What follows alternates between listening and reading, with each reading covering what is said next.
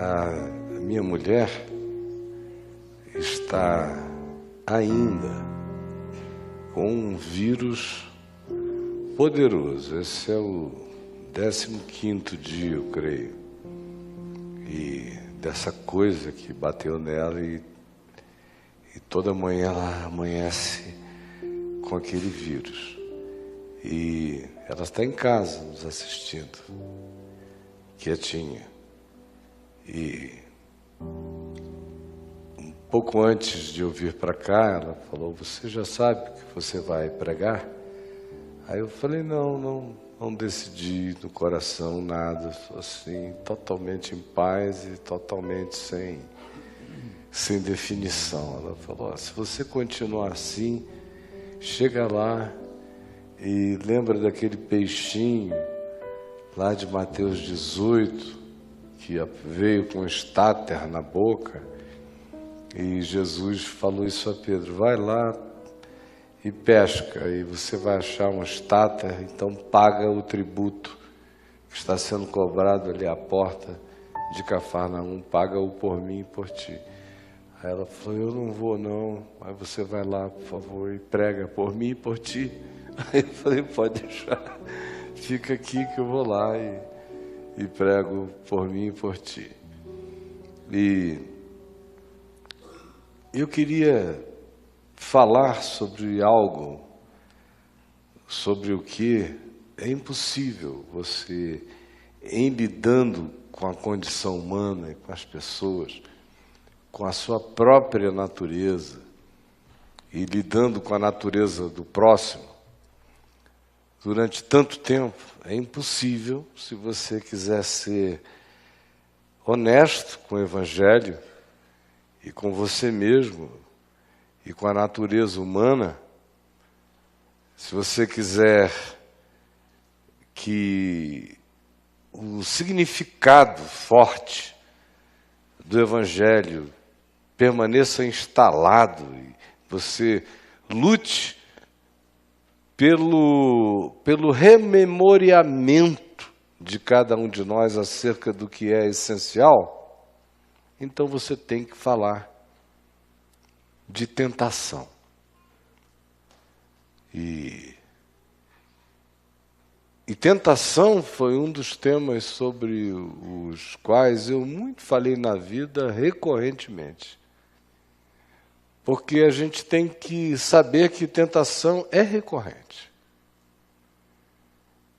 As fases, os ciclos, as estações de tentação acontecem de tempo em tempo na vida humana. É que nem sempre nós entendemos que aquilo está nos acometendo como tentação. Para discernir a própria tentação, a pessoa tem que ter uma certa maturidade. Porque criança se entrega ao que tem vontade, frequentemente, mesmo aquilo que sabe que o pai ou a mãe, em relação à coisa, reprovariam, mas sem aquela angústia de uma consciência desenvolvida. É mais pelo temor da consequência. Mas a angústia instalada em si, como culpa que decorra do entendimento e da compreensão, que é aquilo que quanto mais existe em nós, mais nos faz enxergar a própria tentação. Na maioria das pessoas não é assim que há, ou há no nível crescente de percepção de acordo com a maturidade e com o caráter da consciência da pessoa. Por isso eu encontro pessoas fazendo insensivelmente, agindo, declarando, expressando, de maneira absolutamente impertinente e, ao mesmo tempo, indolor, coisas que, meu Deus, Se eu fizesse 5% delas ou sentisse uma fração daquilo, eu me arruinaria como pessoa em relação a ter de novo chegado tão perto do bafo da morte na minha cara, como uma escolha ou não. Outra coisa que você percebe no curso da vida é que não só é cíclica a tentação, mas quando você é maduro para discernir os vários aspectos dela, daquilo que chega como um desvio, chega como algo que vence você, chega como uma destituição de você do poder de exercer a sua própria consciência, aprovando o que é bom e dizendo não para o que seja ruim, com o coração confortável na escolha e na certeza. Quando a gente anda e anda assim, as oportunidades, as circunstâncias, as situações chegam para nos puxar como convite, como proposta, como uma ideia, como algo que você até julgue interessante demais para fazer, mas o coração pode logo a seguir maturar e discernir aquilo e dizer, não, é um desvio de rota que eu estou consentindo, porque é atraente, porque é interessante, porque atende necessidades, porque dá mais poder, mais força, porque divulga mais, porque me torna mais perceptível, porque me dá mais validação pública, social. Então deixa eu agregar isso, e a gente pode chamar isso de agregar valor. Mas de repente você vê, você está jogando pedaços de você para fora para atingir aquele objetivo. E não chamou aquilo de tentação, quando aquilo chegou.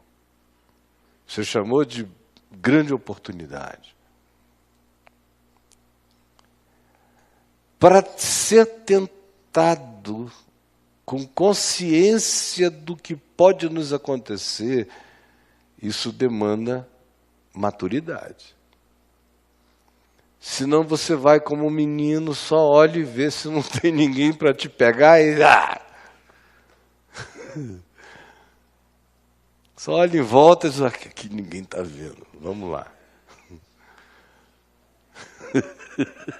Igual menino.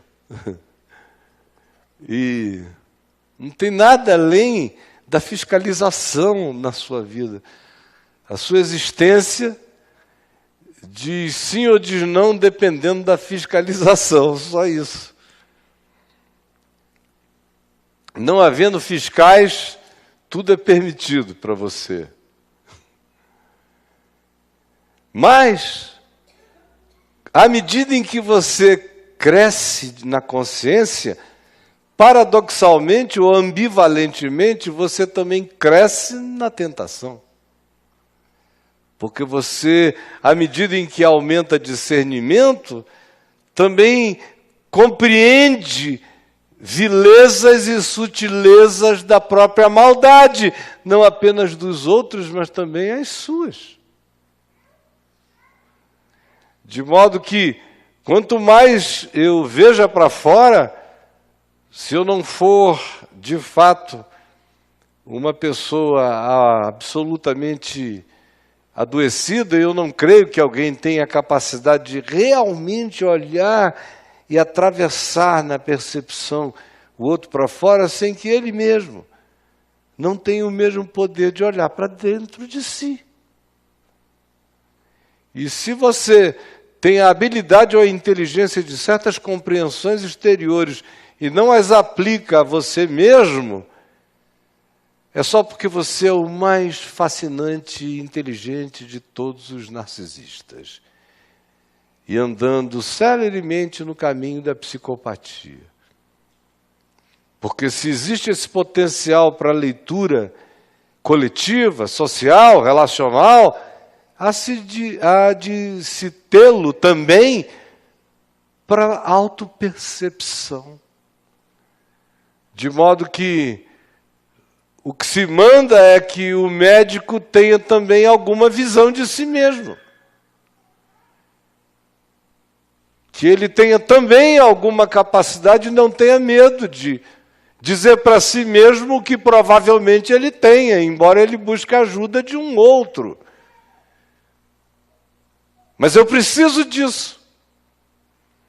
E quanto mais eu tenha essa luz, mais eu terei sutilezas de tentações que para outros podem até nem ser compreensíveis, mas eu tenho. Olha aqui para mim. O texto aqui de Mateus, no capítulo 3, Mateus capítulo 3, nos diz que Jesus saiu da Galiléia e foi para Jerusalém, para aquela região do Jordão, para a Judéia, a fim de que João, está no verso 13 do capítulo 3, a fim de que João Batista o batizasse. Ele, porém, João o dissuadia, dizendo: eu é que preciso ser batizado por ti, tu vens a mim? Mas Jesus lhe respondeu: deixa por enquanto, João, porque assim nos convém cumprir toda a justiça. Então, João Batista o admitiu e o batizou. Batizado Jesus, saiu logo da água, e eis que se lhe abriram os céus, e viu o Espírito de Deus descendo como pomba vindo sobre ele. E eis uma voz dos céus que dizia: este é o meu Filho amado, em quem eu me comprazo. Imagina só, você atravessa uma experiência dessa, a certeza deveria ser de que você ficaria para sempre sem tentação. Um cara que é a expressão, o cumprimento profético de uma profecia explícita, feita 400 anos antes, que era João Batista, estava ali. A ele vinham todos para que ele os batizasse. E ele evocava a profecia de Malaquias aplicada a ele aquele tempo e aquela hora. Aí vai Jesus e chega, e esse indivíduo olha e diz: não, eu é que tenho que ser batizado por ti. Nos outros textos se diz que ele diz: eu não sou digno de desatar as sandálias dos teus pés, as correias das sandálias, e tu vens a mim? E Jesus disse: não, deixa por enquanto, porque convém que a gente cumpra a justiça toda, a expectativa de justiça. Deixa. Aí vai, quando sai logo da água, vem uma voz do céu, vem uma manifestação corpórea em forma de pomba, e uma voz que diz: este é meu Filho amado, em quem eu me comprazo, a ele ouvi, ou eis o meu Filho amado, em quem eu me comprazo. E logo a seguir, com toda essa afirmação, que este é o meu Filho amado em quem eu me comprazo, se diz a seguir. Vejam como é: a seguir. A seguir, foi Jesus levado pelo Espírito Santo ao deserto para ser tentado pelo diabo. Tentação faz parte. O Espírito Santo a seguir, o mesmo Espírito que vem da parte de Deus, que o glorifica. Este é o meu Filho amado, e o Espírito valida esse significado. Esse mesmo Espírito o leva ao deserto para ser tentado pelo diabo.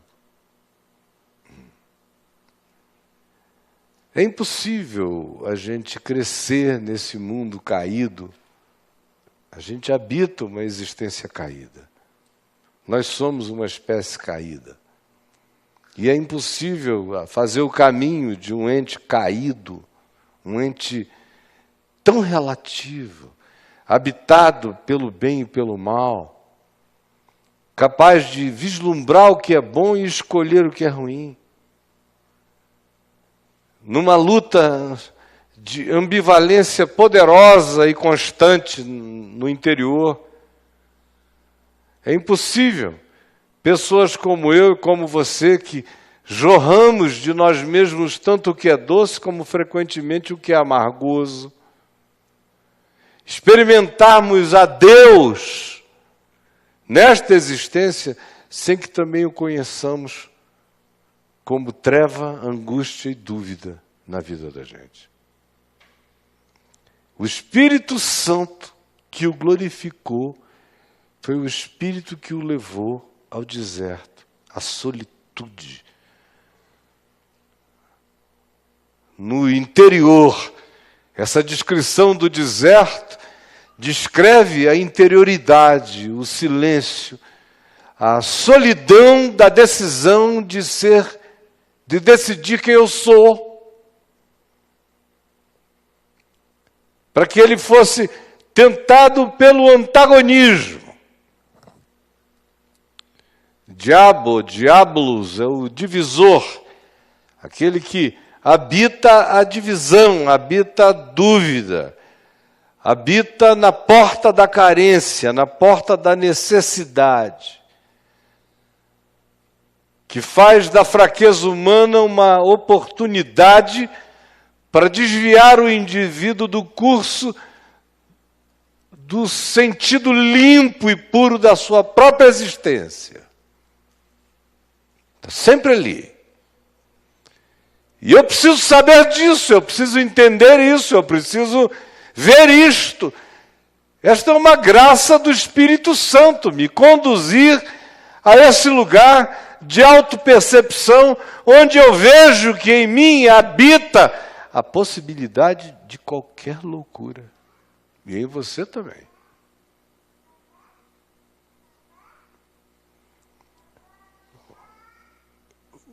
O diabo veio para tentá-lo.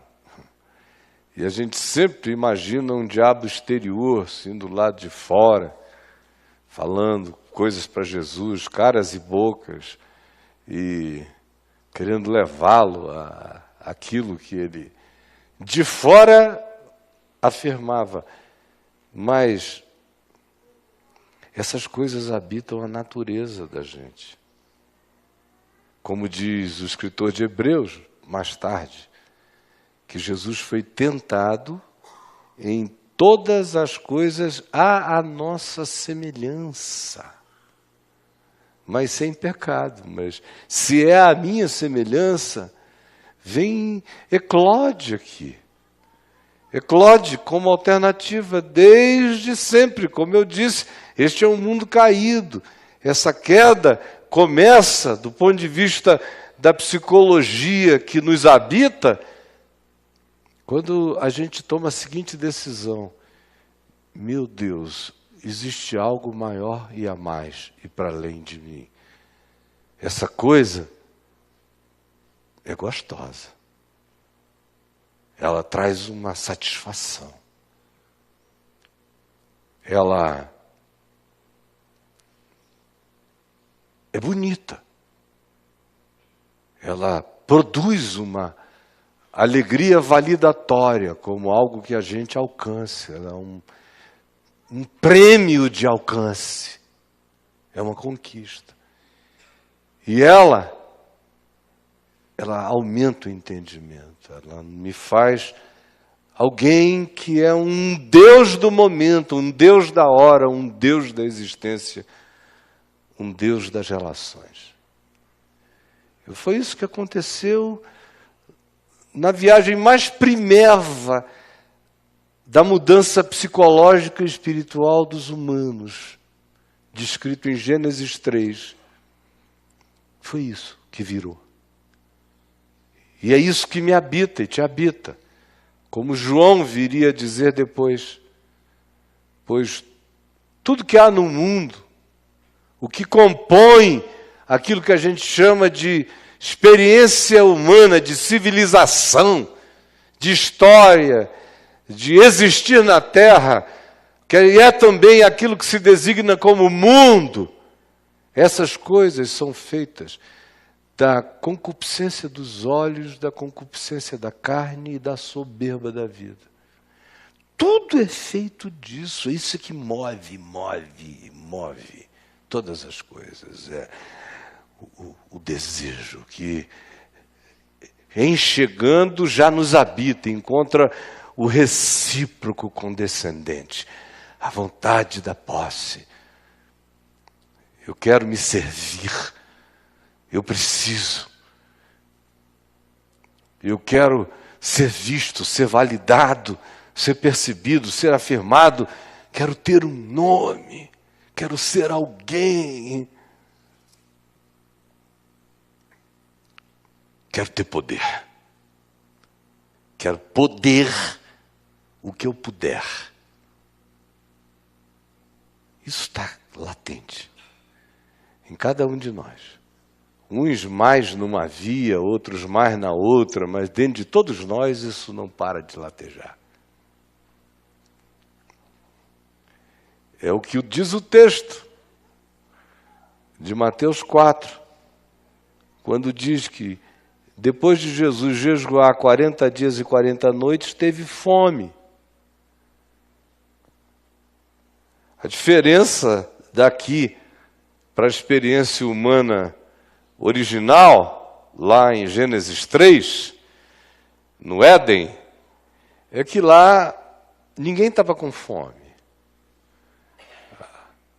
Os humanos primitivos, Adão e Eva, não estavam com fome. Foi uma questão de encantamento, sedução e upgrade.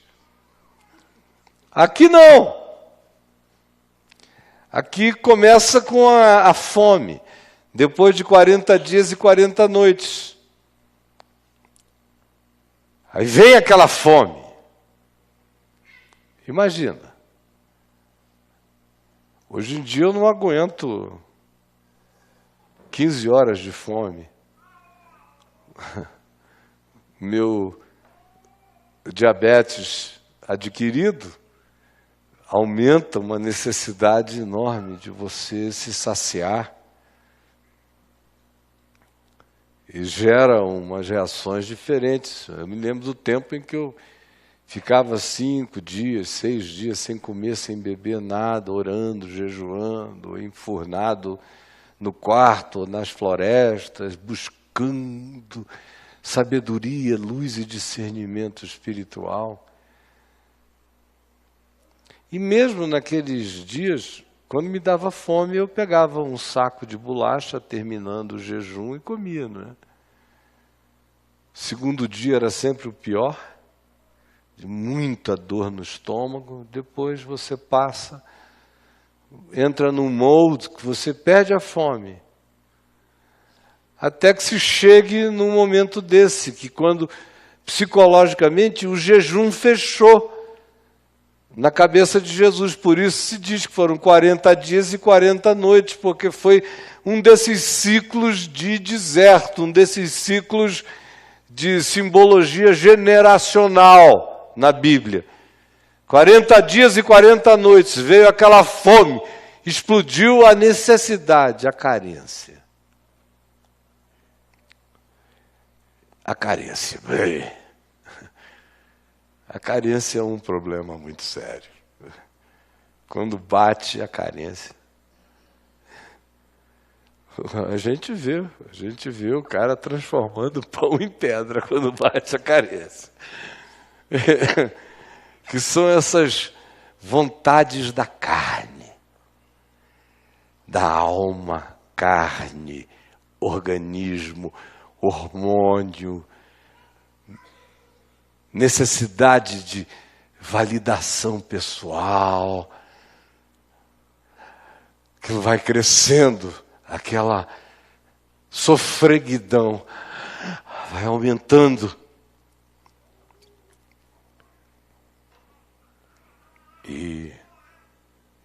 E a pessoa começa a topar tudo.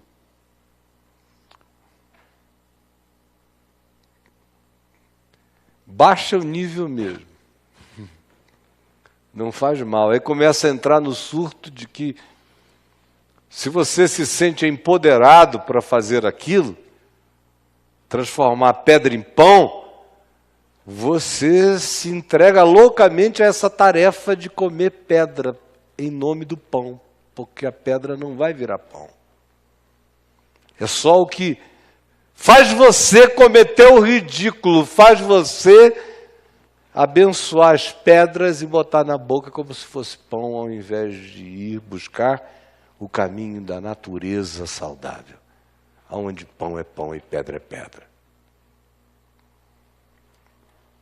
Mas isso está aqui com a gente, o tempo todo, na nossa natureza. Eu não vou perguntar se alguém aqui concorda comigo, porque todo mundo aqui concorda comigo. Isso é uma descrição de como nós somos. E, como eu disse, com Jesus acontece no abismo da fome.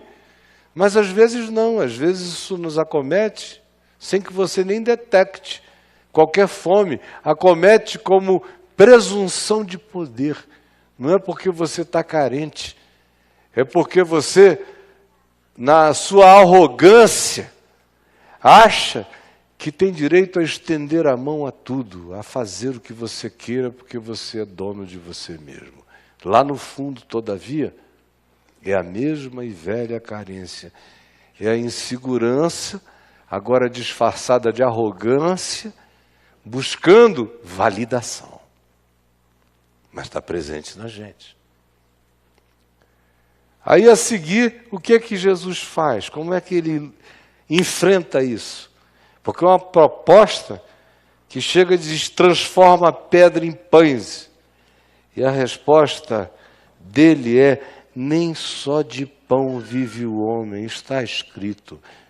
É palavra de Deus, é palavra da vida que diz que nem só de pão, de carne, de necessidade, de materialidade, de apropriação concreta, de posse, de segurança e de autossatisfação imediata, vive o homem, mas sim e sobretudo de toda palavra que procede da boca de Deus. De toda palavra que procede da boca de Deus. Eu não sou escravo só. Em nome da fome eu faço qualquer coisa, em nome da carência eu me aproprio, eu pego, eu entrego, eu dou. Em nome da necessidade eu aceito. Não, existe uma coisa maior. A palavra que sai da boca de Deus, existe um pão eterno que não pode ser objeto de nenhuma relativização. Do contrário, eu cavo o abismo de uma carência incurável em mim. Não, nem só de pão vive o homem, mas vive de consciência, de palavra de Deus, de paz com Deus, de serenidade em Deus. Aí o diabo vem e faz o seguinte, leva-o até Jerusalém e coloca-o sob o pináculo do templo. Então lhe disse, se és o Filho de Deus, atira-te abaixo, porque está escrito. Aí cito o Salmo 91. Aos seus anjos ordenará a teu respeito que te guardem, e eles te sustentarão nas suas mãos para tu não tropeçares em alguma pedra. É interessante que no capítulo 3, no verso 16, se diz que ao ser batizado, Jesus viu o Espírito de Deus descendo como pomba vindo sobre ele, e eis uma voz dos céus que dizia, este é o meu Filho amado, em quem eu me comprazo. E aí vem o diabo e diz, se és o Filho de Deus, suicida-te. Porque tu não vais conseguir. Deus te ama tanto que, como diz o Salmo 51, ele vai dar ordens para os anjos virem correndo e te pegarem no ar. E tu já imaginaste o retorno validatório que tu vais ter? No pináculo do templo, com o átrio do templo entupido de gente lá embaixo. Quando eles virem tupulares, não é como lá com João Batista, tu, João Batista, e uma meia dúzia de gato pingado na beira do Rio Jordão, com essa história de que tu és o Filho de Deus. Tem que ter demonstração, tem que ter validação, tem que ter prêmio, tem que ter ovação imediata, tem que ter significado afirmado, de baixo para cima, do povo. Tem que ter a média ponderada te batizando. Ou tem que ter a maioria esmagadora te ungindo. Faz isso. Ao invés de ficares só com essa certeza pequena, com testemunhos pequenos, na subjetividade da validação que diz, este é o meu filho em quem eu tenho prazer. Não, tu precisas de plateia. Para que tu vires gente. Para que tu te tornes filho de Deus mesmo. Não basta ser filho de Deus, tem que ser reconhecido.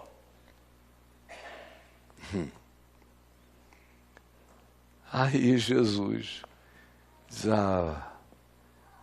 interessante, porque na primeira tentação ele responde, está escrito. E nessa segunda é o diabo que diz assim, olha, porque está escrito. Aí você veja como não adianta estar escrito, o que está escrito mal interpretado é o diabo. Vira o diabo. De modo que a palavra não é o que está escrito, a palavra é a verdade. E compreendido de maneira verdadeira. E aplicável de maneira sensata como Deus e como a vida. Aí, Jesus responde a Satanás, dizendo, também está escrito, não tentarás o Senhor teu Deus. Porque o argumento teológico era esse, tente a Deus. É aquela coisa de dizer, eu vou pela fé. Senhor, a gente avisa, né? Eu estou indo pela fé. Aí, estou indo e o teu nome é que vai ficar mal.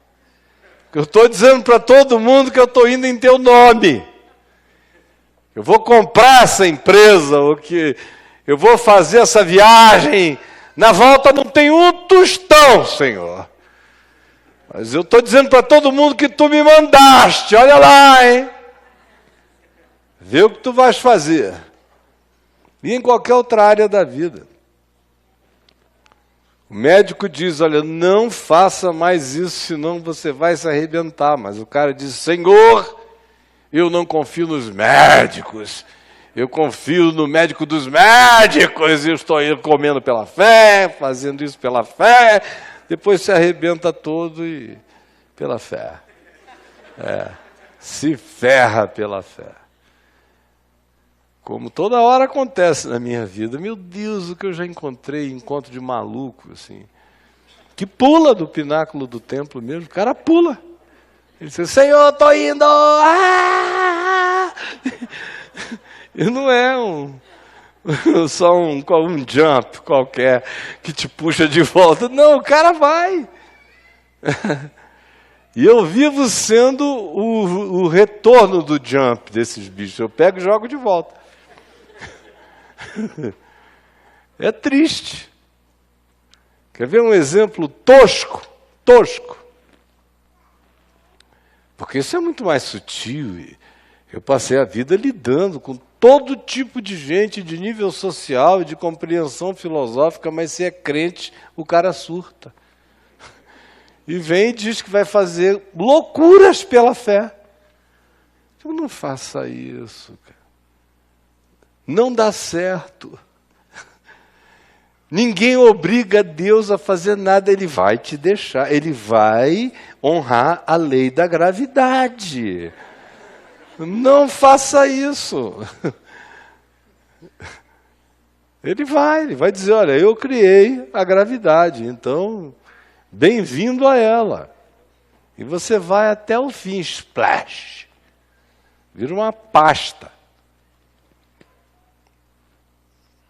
Mas, por exemplo, acho que foi terça-feira que você esteve lá em casa. Eu estava já, tinha sido um dia cheio, e a gente estava conversando e orando por isso tudo que a gente falou hoje aqui, da ida dela para a Irlanda. E aí, lá pelas tantas, eu comecei a ouvir uma buzina lá fora e umas palmas sendo batidas 7h30 da noite, 15 para as 8. E eu pedi licença a ela e fui lá fora ver. Quando eu abri a porta, eu vi um táxi parado e uma menina assim de uns 27 anos, bem na entradinha pequena do portão da casa, calça jeans, camiseta, e assim, aí eu vi, assim... Aí, meu Deus, vocês não têm ideia de como eu conheço isso desde 18 anos. Aí eu falei, coitada, meu Jesus, eu aqui de dentro, porque toda hora chega, não é só aqui não. Agora eu moro muito longe, no passado, quando era muito fácil, meu Deus, era uma loucura, vocês não entendem. Aí... Aqui, o último foi ano passado, uma menina em dezembro, por aí, novembro. E agora, essa outra. Aí eu chego, o que foi, filha? Em que eu posso te ajudar? Aí,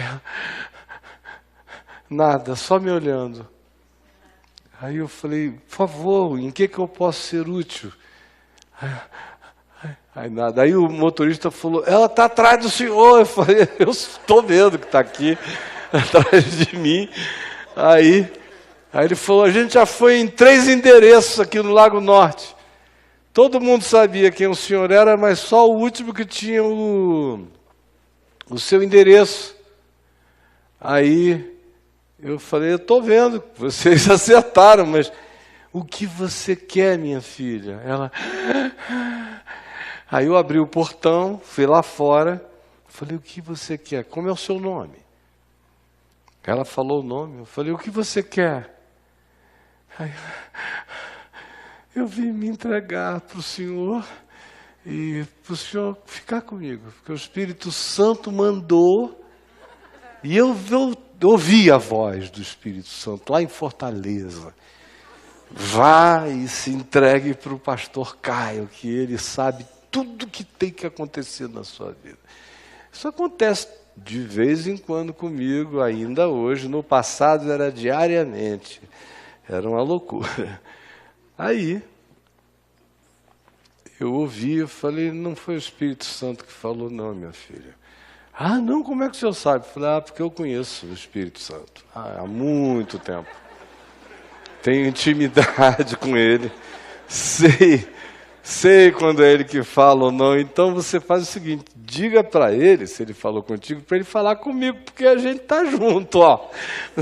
Então, não tem empecilho. Diz para ele falar comigo, mas você vai ouvir a voz dele em Fortaleza. Aqui não. Não, fica comigo. Eu vim, o Espírito Santo mandou. Eu falei, filha, você é a número 6.322 que já vieram aqui. Chegaram assim na minha vida, é toda hora. Eu sei que o que você precisa não é de mim, é de um psiquiatra. Você precisa tomar remédio controlado. Eu sei o que você tem, eu não vou dizer para não te condicionar, mas você vai voltar para casa. Isso eu te garanto, e vai voltar agora. Mas não, eu não vou conseguir. Eu digo, vai.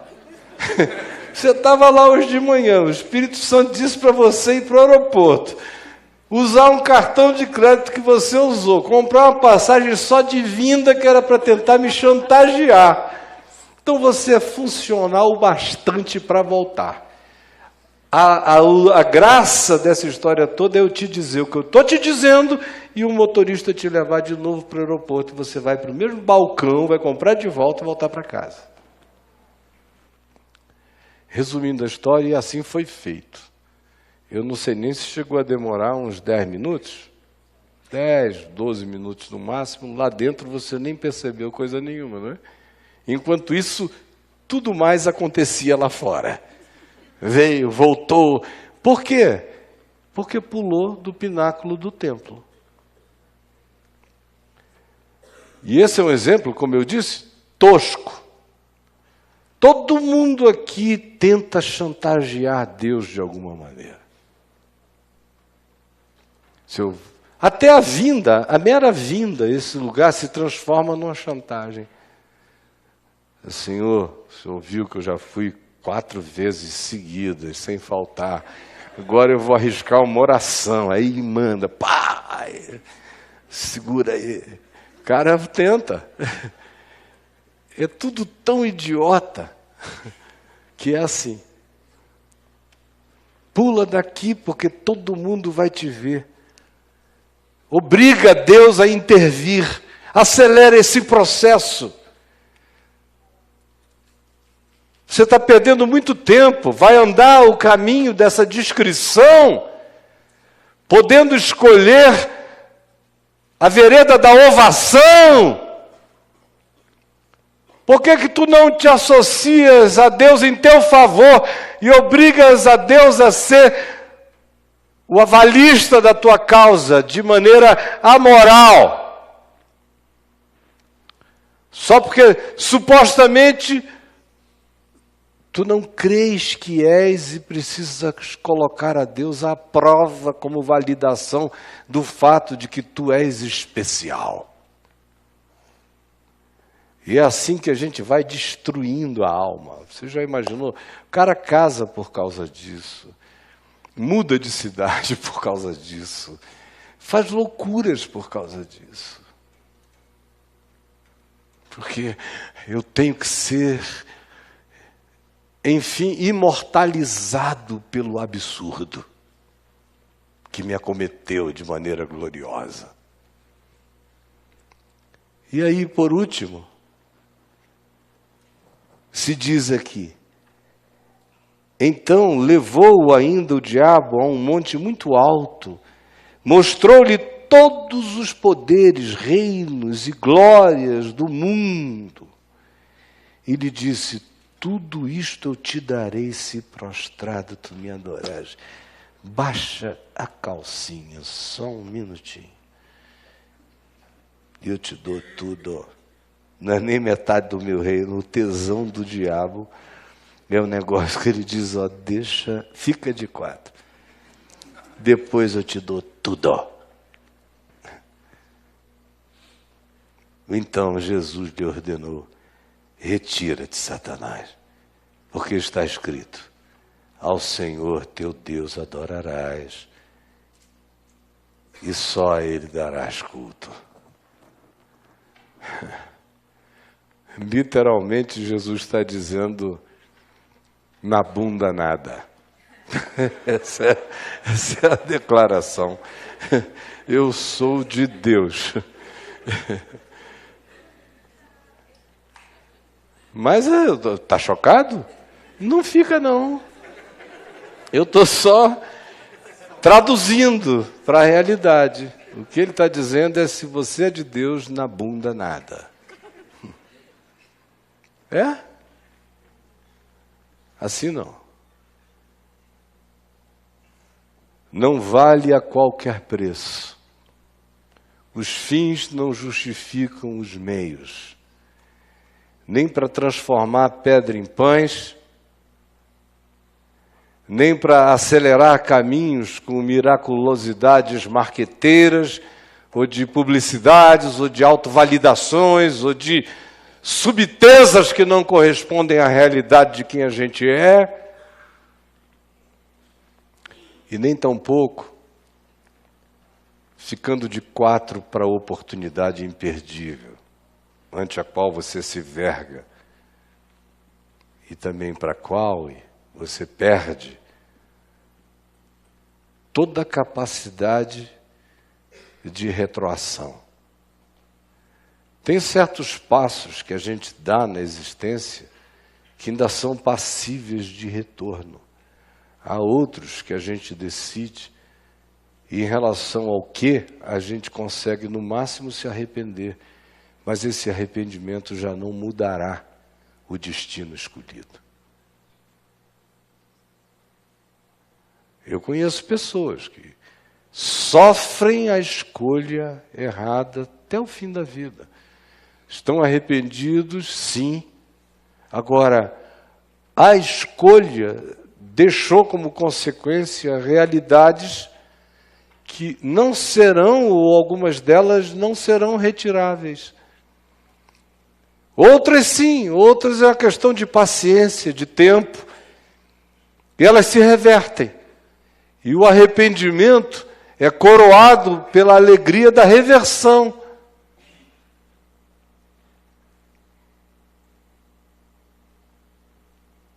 Mas há também aquela circunstância na qual a negociação da alma, o ficar de quatro espiritual, contra a glória de Deus, contra o trono de Deus, contra a palavra de Deus, contra a consciência de Deus, contra o sentido da vida, da verdade e da justiça. É uma coisa tão deliberada, é uma escolha tão pensada, tão concluidamente perversa, que com tal escolha o caráter se esfacela para sempre e a pessoa vira o diabo de si mesma.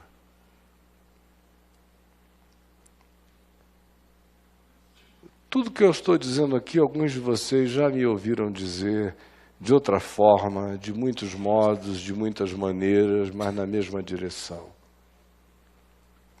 E se você ficar mais 10 anos aqui comigo, você vai voltar, e se eu estiver aqui, você vai me ouvir, de tempo em tempo, relembrar as mesmas coisas.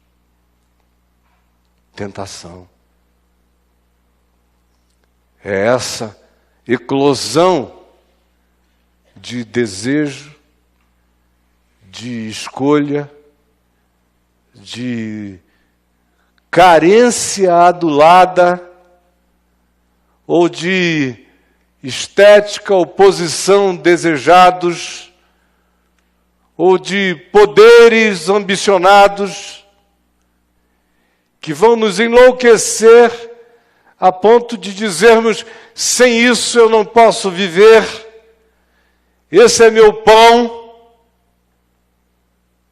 eu preciso dessa validação, dessa afirmação, ainda que eu tenha que fazer uma loucura, pular de um pináculo, eu preciso desse poder, desse controle.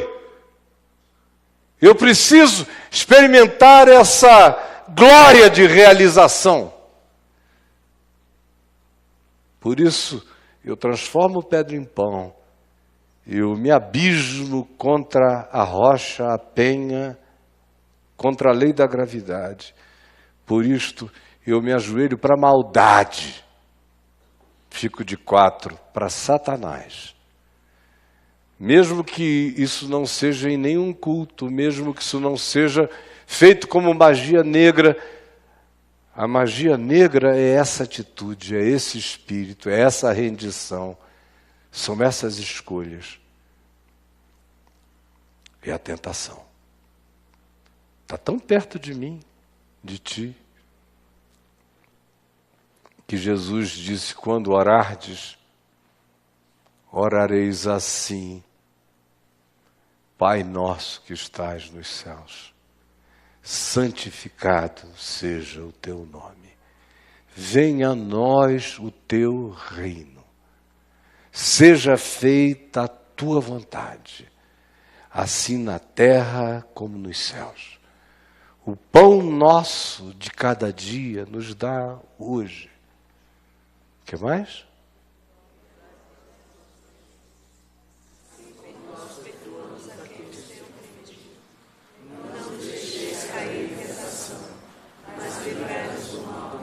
Pois teu o poder e a glória para sempre. O pão nosso de cada dia nos dá hoje. Não nos deixes cair em tentação. Livra-nos do mal. Pois teu é o reino. Teu é o reino. Eu quero te ter como Senhor da minha vida. Por isso, não deixarei que nenhuma necessidade, nenhuma fome relativizem o meu compromisso com o que seja real, verdadeiro e natural. Por isto, em teu nome, não cometerei loucuras. Não cometerei loucuras em nome de Deus, buscando autovalidação. E também por isto, não farei negócios com qualquer glória que me tire da glória da tua presença. Esperarei e comerei a comida dos anjos. Descerei pela escada, degrau a degrau, farei o caminho da vida. E não me curvarei para ninguém como negociação que destrua meu caráter, minha consciência e a tua soberania e verdade na minha vida.